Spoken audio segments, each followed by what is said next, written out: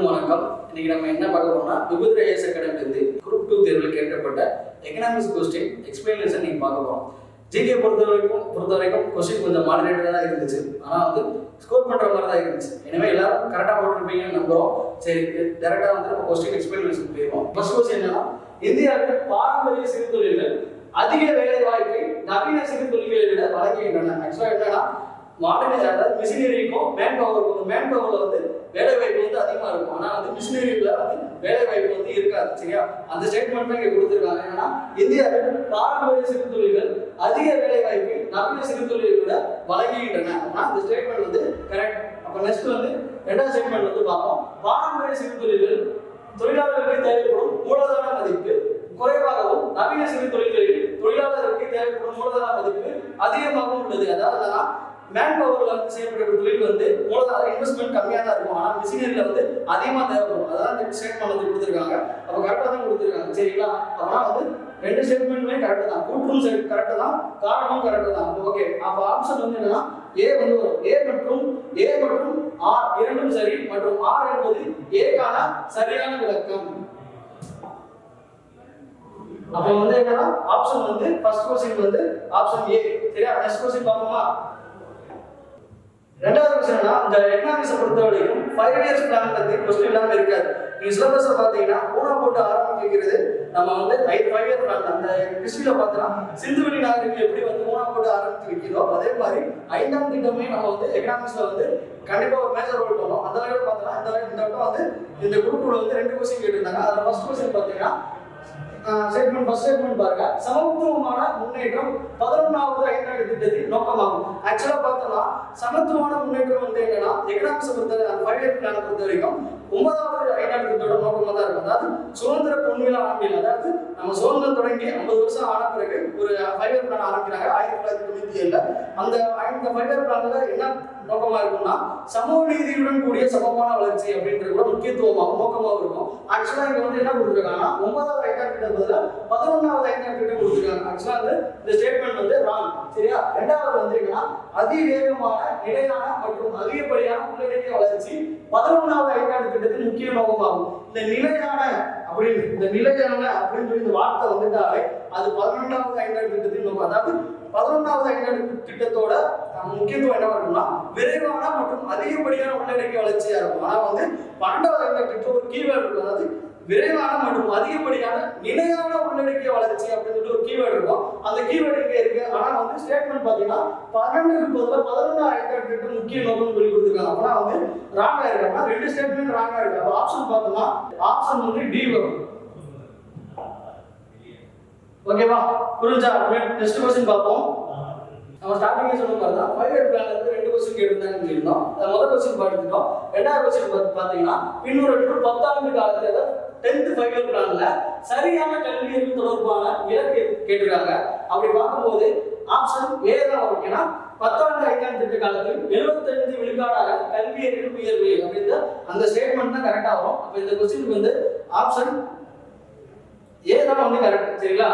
திட்ட காலத்தில் 75 விழுக்காடாக கல்வி அறிவு உயர்வு அப்படின்ற ஸ்டேட்மெண்ட் தான் இந்த 10th 5 இயர் பிளான் சரியான கல்வி அறிவு தொடர்பான இலக்குல இந்த ஸ்டேட்மெண்ட் தான் கரெக்டா வரும். அப்ப இந்த क्वेश्चन வந்து ஆப்ஷன் ஏ. சரி, நெக்ஸ்ட் क्वेश्चन பாப்போம். நெக்ஸ்ட் क्वेश्चन பாத்தீங்கன்னா அடர்த்தி மற்றும் சுருக்கம் என்பது போக்குவரத்து செலவுகளை குறைப்பதற்கும் சேமிப்பகத்தை எளிதாக்குவதற்கும் மீட்டெடுக்கப்பட்ட பொருட்களின் அடர்த்தியை அதிகரிக்க பயன்படும் அழகு செயல்பாடுகள் ஆகும். இந்த முறை பின்வரும் எந்த முறையில் பயன்படுத்தப்படுகிறது அப்படின்னு கேட்டா MSWக்கான நிலநிரப்பும் தளத்தின் கட்டுமானம். இந்த क्वेश्चन பாத்தீங்கன்னா ஆப்ஷன் சி வந்து கரெக்ட். அடுத்து பார்த்தோம்னா இந்த எகனாமிக்ஸ் பொறுத்தவரைக்கு வறுமை 5 இயர் பிளான் மக்கள் தொகை அடர்த்தி இதுதான் மேஜர் டாபிக்கா இருக்கும். 5 இயர் பிளான் வந்து கேட்டாங்க. அடுத்து வந்து பாவர்ட்டி வறுமையில இருந்து ஒரு क्वेश्चन கேட்டிருக்காங்க. பாப்போம் நெக்ஸ்ட் क्वेश्चन. அதாவது என்னன்னா இந்தியாவில் வறுமை பற்றிய பின்வரும் ஆய்வுகளை காலவரிசைப்படுத்தி ஒழுங்கமைக்கும். இந்த குரோனிக்கல் ஆர்டர் காலவரிசைப்படுத்துவது மேஜர் ரோல் வந்து டிஎன்பிஎஸ்சில சமீப காலத்துல வந்து நிறைய நம்ம பார்க்க முடியுது. ஏன்னா இப்போ பார்த்தா இந்த குரூப் 2ல ஐஎன்எம் ஹிஸ்டரி எல்லாத்தையும் சேர்த்து குரோனிக்கல் ஆர்டர் வந்து கிட்டத்தட்ட 4 கொஸ்டின் வந்துருக்கு. அதனால வந்து என்னன்னா உனக்கு என்ன எலிஜிபிள் இருக்குன்னு பார்க்குறேன். நீ ஒரு கொஸ்டின் மட்டும் செட் பண்ணணும் தெரிஞ்சு பார்க்கக்கூடாது, 4 கொஸ்டின் தெரிஞ்சுக்கணும் அப்படின்னு சொல்லிட்டு கரெக்டாக படிச்சிருக்கணும் அப்படின்னு சொல்லிட்டு அதற்கான மெத்தட் கொண்டு வந்த பிறகு தான் இந்த குரோனிக்கல் ஆர்டர். அப்படி பார்க்கும்போது இந்த கொஸ்டின் என்னன்னு பார்த்துங்க, இந்தியாவில் வறுமை பற்றி பின்வரும் ஆய்வுகளில் கால வரிசைப்படுத்தி ஒழுங்கமைக்கும். அப்படி பார்க்கும்போது என்னன்னா ஃபர்ஸ்ட் ஓஜா ஸ்டடி வந்து 1962, பர்தான் ஆய்வு வந்து 1977, விண்டா ஸ்டடி வந்து 1972, தண்டேகர் மற்றும் ராத் ஆய்வு வந்து 1971. அப்படி பார்க்கும்போது ஆப்ஷன் பார்க்கும்போது என்ன பாருங்க, ஓஜா ஸ்டடி தான் ஃபர்ஸ்ட் வரும். அப்ப 1, 4, 3, 2 ஓஜா ஸ்டடி, அடுத்து தாண்டேகர் மற்றும் ராத் ஸ்டடி, அடுத்து வந்து என்ன பாத்தீங்கன்னா விண்டா ஸ்டடி 1972, பர்தான் ஆய்வு 1977. அப்படி பார்க்கும்போது இதுக்கு ஆப்ஷன் என்னன்னா ஆப்ஷன் பி தான் கரெக்டான ஆன்சர். சரிங்களா? ஓஜா ஸ்டடி, ரெண்டாவது வந்து தண்டேகர் மற்றும் ராத் ஆய்வு, மூணாவது வந்து என்னன்னா விண்டா ஸ்டடி, நாலாவது வந்து பர்தான் ஸ்டடி. ஓகேவா? அடுத்து பார்த்தீங்கன்னா டாக்ஸ் ரிலேட்டட் ஒரு क्वेश्चन வந்திருக்கு. பார்த்தோம். அது மேக்ஸ் எக்கனாமிக்ஸ்ல டாக்ஸ் ரிலேட்டட் ஒரு மேட்ரிக் ஃபார்முலா கொடுத்திருக்கான். அப்படி பார்க்கும்போது வரி வருவாய் அப்படிங்கும்போது என்ன வரும்னா வருமானம் மற்றும் செலவு மீதான வரிகள். அப்ப வரி வருவாய் என்பது கரெக்ட் ஃபாலோ வந்து என்னன்னா வருமானம் மற்றும் செலவு மீதான வரிகள். ஓகேவா? அடுத்து நெக்ஸ்ட் பார்த்தோம்னா வரி இல்லாத வருவாய்க்கு வந்து வட்டி ரசீது. தேர்ட் ஒன் பார்த்தோம்னா மூலதன ரசீது வந்து நிகர சந்தை கடன்கள். அப்படி பார்க்கும்போது ஆப்ஷன் என்னன்னா ஆப்ஷன் ஏ தான் கரெக்ட். சரிங்களா? பாத்துக்கோங்க, வரி வருவாய், வருமானம் மற்றும் செலவு மீதான வரிகள். பி வந்து பாருங்க வரி இல்லாத வருவாய்க்கு வந்து வட்டி ரசீது, தேர்ட் மூலதன ரசீதுகள் வந்து நிகர சந்தை கடன்கள். சரியா? அப்படி பார்க்கும்போது ஆப்ஷன் வந்து இந்த क्वेश्चन வந்து ஏ. ஓகேவா? சரி, அடுத்த क्वेश्चन பார்ப்போம். கீழ்கண்ட அமைப்புகளில் எவைகள் அரசியலமைப்பு சட்டத்தில் காணப்படவில்லை அப்படின்னு சொல்லி இந்த क्वेश्चन வந்து பாலிட்டி क्वेश्चन வரும், எக்கனாமிக்ஸ் क्वेश्चन வரும். பாலிட்டி சார் வந்து ஏற்கனவே வந்து எக்ஸ்பிளேஷன் பண்ணியிருப்பாரு. நம்ம வந்து எக்கனாமிக்ஸ்லயும் பார்ப்போம். அப்படி பார்க்கும்போது கீழ்கண்ட அமைப்புகளில் எவைகள் அரசியலமைப்பு சட்டத்தில் காணப்படவில்லை அப்படின்னு சொல்லியிருக்காங்க. இந்த நாடுல இது வந்து அரசியலமைப்பு சாசனத்துல வந்து சொல்லப்பட்டிருக்கு அப்படின்னு சொல்லிட்டு தான் இந்த क्वेश्चन வந்து அமைஞ்சிருக்கு. அப்படி பார்க்கும்போது இந்த தேசிய திட்டக்குழு வந்து 1952 ஆகஸ்ட் 6ஆம் தேதி வந்து எஸ்டாப்ளிஷ் பண்ணியிருப்பாங்க. இது வந்து எதுக்குன்னா தேசிய வளர்ச்சி குழு எதுக்குன்னா திட்டக்குழு வந்து திட்டக்குழு போடுற பிளான், இந்த திட்டக்குழோட முக்கியமான பணி என்னன்னா 5ஆம் திட்டத்தை வரையறுக்கிறது தான். அதுக்கு வந்து அப்ரூவ் பண்றது இந்த தேசிய வளர்ச்சி குழுவா தான் இருக்கும். அப்படி பார்க்கும்போது திட்டக்குழுவே வந்து அரசியலமைப்பு சாராத அமைப்பு தான். அப்படி இருக்கும்போது தேசிய வளர்ச்சி குழுவும் அரசியலமைப்பு சாராத அமைப்பா தான் இருக்கு. ஓகேவா? அடுத்து பார்த்தோம்னா நிதி ஆயோக் வந்து என்னன்னா திட்டக்குழுக்காண்டி மாற்றாக அமைக்கப்பட்ட ஒரு அமைப்பு தான். திரு பாரத பிரதமர் நரேந்திர மோடி அவர்களால் வந்து ஜனவரி 1, 2015ஆம் ஆண்டு நிதி ஆயோக் வந்து தோற்றுவிக்கப்பட்டுச்சு. அந்த நிதி ஆயோக் தோற்றுவிக்கப்பட்டாலும் அந்த அரசியலமைப்புல நிதி ஆயோக் பற்றி சொல்லப்படணும். சரிங்களா? அப்பனா வந்து நிதி ஆயோக் வந்து அரசியலமைப்பு சாராத அமைப்பா தான் இருக்கு. ஓகேவா? அடுத்து பார்த்தோம்னா தேர்தல் ஆணையம் வந்து நம்ம ஃபர்ஸ்ட் பார்த்தோம்னா 324 to 329 வந்து நம்ம தேர்தல் ஆணையம் பத்தி சொல்லுவாங்க. சரிங்களா? தேர்தலை பத்தி நம்ம ஆர்டிகல் வந்து சொல்லுது. நம்ம கான்ஸ்டிடியூஷன் படி 324 முதல் 329 வரை நம்ம தேர்தலை பத்தி நம்ம படிப்போம். அப்படி பார்க்கும்போது ஆர்டிகல் 324 வந்து என்னன்னா இந்தியாவுக்கு வந்து தேர்தல் ஆணையம் வந்து இருக்கணும் அப்படின்னு சொல்லிட்டு ஆர்டிகல் கான்ஸ்டிடியூஷன் படி சொல்றாங்க. சரியா? ஆர்டிகல் 324 வந்து என்ன சொல்றதுன்னா இந்தியாவுக்கு வந்து ஒரு தேர்தல் ஆணையம் இருக்க வேண்டும் அப்படின்னு சொல்லிட்டு கான்ஸ்டிடியூஷன் வந்து சொல்லுது. அதே பார்த்தோம்னா ஆர்டிகல் 280 வந்து நிதி ஆணையம் ஒன்று இருக்கணும் அப்படின்னு சொல்லிட்டு ஆர்டிகல் வந்து 280 வந்து நம்ம கான்ஸ்டிடியூஷன் வந்து சொல்லப்படுது. சரிங்களா? அப்படி பார்க்கும்போது இது ரெண்டும் வந்து அரசியலமைப்பு பிரிவுல சொல்லப்பட்டிருக்கு. சரிங்களா?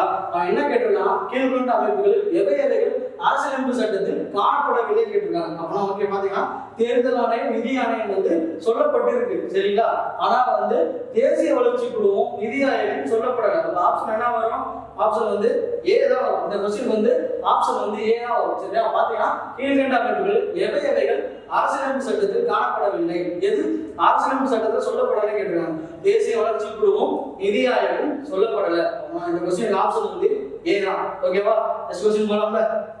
எந்த ஆண்டு பிளிப்கார்ட் தமிழ்நாடு எம்எஸ்எம்இ வர்த்தகம் மற்றும் முதலீட்டு ஊக்குவிப்பு புரிந்துணர்வு பணியகத்துடன் ஒப்பந்தத்தில் கையெழுத்திடப்பட்டது? இது ஒரு அந்த கரண்ட் அஃபேர்ஸ் क्वेश्चन வரும். இது வந்து எக்கனாமிக்ஸ் ரிலேட்டட் क्वेश्चन வரும். அப்படி பார்க்கும்போது இதுக்கான ஆப்ஷன் வந்து என்னன்னா 2021 தான். எந்த ஆண்டு பிளிப்கார்ட் தமிழ்நாடு எம்எஸ்எம்இ வர்த்தகம் மற்றும் முதலீட்டு ஊக்குவிப்பு புரிந்துணர்வு பணியகத்துடன் ஒப்பந்தத்தில் கையெழுத்திடப்பட்டது அப்படின்றது 2021. இதற்கான கொஸ்டின் ஆப்ஷன் வேணாம் ஏதான். ஓகேவா, நெக்ஸ்ட் கொஸ்டின் போகலாம். எக்கனாமிக்ஸ் ரிலேட்டட் பார்த்தோம்னா அடுத்து ரூபாயின் பிரச்சனை என்ற ஆய்வறிக்கையை யார் சமர்ப்பித்தவர் கேட்டாங்க. ரூபாயின் பிரச்சனை என்ற ஆய்வறிக்கையை யார் சமர்ப்பித்தான்னு சொல்லி கேட்டிருக்காங்க. அப்படி பார்க்கும்போது யாருன்னா நம்ம எல்லாருக்கும் தெரியும் டாக்டர் அம்பேத்கர் தான். ஓகேவா, எப்ப வெளியிட்டிருப்பாங்க 1923ஆம் ஆண்டு இந்த புக்கு வந்து வெளிவந்திருக்கும். சரிங்களா, டாக்டர் அம்பேத்கர் ரூபாயின் பிரச்சனை என்ற ஆய்வறிக்கை வந்து அவர் தான் சமைச்சிருப்பாரு. இந்த புக்கு வந்து ஆர்பிஐக்கே ஆர்பிஐ எஸ்டாப்ளிஷ் பண்றதுக்கு ஒரு முக்கியத்துவமா வந்திருக்கும். இந்தியாவின் ரூபாயின் பிரச்சனையும் அந்த புக்கு வந்து டாக்டர் அம்பேத்கரால் வந்து 1923ஆம் ஆண்டு வெளியிடப்பட்டிருக்கும். ஓகேவா, நெக்ஸ்ட் क्वेश्चन போலாமா. இந்த क्वेश्चन ஆன்சர் என்னன்னா ரூபாயின் பிரச்சனை என்ற ஆய்வறிக்கையை சமர்ப்பித்தவர் யாரா? Doctor B.R. அம்பேத்கர். ஓகேவா, நெக்ஸ்ட் क्वेश्चन போலாம். அடுத்த நெக்ஸ்ட் क्वेश्चन நம்ம ஸ்டார்டிங்ல சொன்ன மாதிரி தான் மக்கள் தொகையில இருந்து क्वेश्चन கேட்பாங்கன்னு சொல்லிட்டு அந்த வேளை பார்த்தோம்னா என்ன क्वेश्चन கேட்டிருக்காங்கன்னா 2011 மக்கள் தொகை கணக்கீட்டின்படி தமிழ்நாட்டின் மக்கள் தொகை அடுத்து 11th எக்கனாமிக்ஸ் புக்ல இருக்கும், பார்த்திருப்பீங்க. அப்படி பார்க்கும்போது 2011 மக்கள் தொகை கணக்கெடுப்பின்படி தமிழ்நாட்டின் மக்கள் தொகை அடுத்து என்னன்னா 555 ஒரு சதுர கிலோமீட்டர். ஒரு சதுர கிலோமீட்டருக்கு 555 பேர் வசிக்கிறாங்க அப்படின்றது கான்செப்ட். 2011 மக்கள் தொகை கணக்கெடுப்பின்படி தமிழ்நாட்டின் மக்கள் தொகை அடர்த்தி வந்து 555 ஒரு சதுர கிலோமீட்டர். இதே இந்தியாவுக்கு கேட்டா 382. ஓகேவா, இதே இந்தியாவுக்கு கேட்டா 382 சதுர கிலோமீட்டர். மேக்ஸிமம் வந்து ப்ரீவியஸ் क्वेश्चन 382 ப்ரீவியஸ் क्वेश्चन. 2011 மக்கள் தொகை கணக்கெடுப்பின்படி இந்தியாவின் மக்கள் தொகை அடர்த்தி அப்படின்றது 382 சதுர கிலோமீட்டர். அதாவது ஒரு சதுர கிலோமீட்டருக்கு இந்தியாவில் வந்து 382 பேர் வசிக்கிறாங்கன்னு சொல்லிட்டு நம்ம ஸ்டாட்டிக் வந்து 11th எக்கனாமிக்ஸ் புக்ல இருக்கும். இது ப்ரீவியஸ் क्वेश्चन. ஆனா பட் இந்த வருஷம் என்ன கேட்டிருக்காங்கன்னா 2011 மக்கள் தொகை கணக்கீட்டின்படி தமிழ்நாட்டின் மக்கள் தொகை அடர்த்தி என்னன்னா 555 சதுர கிலோமீட்டர். ஓகேவா, ஆக்கம் அதனாய் செல்லும் அசைவு இல்லா ஊக்கன் உடை அப்படின்னு சொல்லி சொல்லுவாங்க. அதாவது ஒரு செயலை செய்யறதுக்காண்டி நம்ம சோர்வு அடையாம அந்த செயலை செஞ்சோம்னா அதுக்கு ஆட்டோமேட்டிக்கா அதற்கான வெற்றி வந்து தானா வரும் அப்படின்னு சொல்லி சொல்லுவாங்க. நீங்க எதுக்கும் கவலைப்படாதீங்க.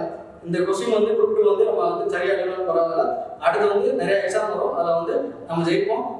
சரி, ஓகே. இந்த வீடியோ பிடிச்சிருந்தா லைக் பண்ணுங்க, கமெண்ட் பண்ணுங்க, ஷேர் பண்ணுங்க. தேங்க்யூ.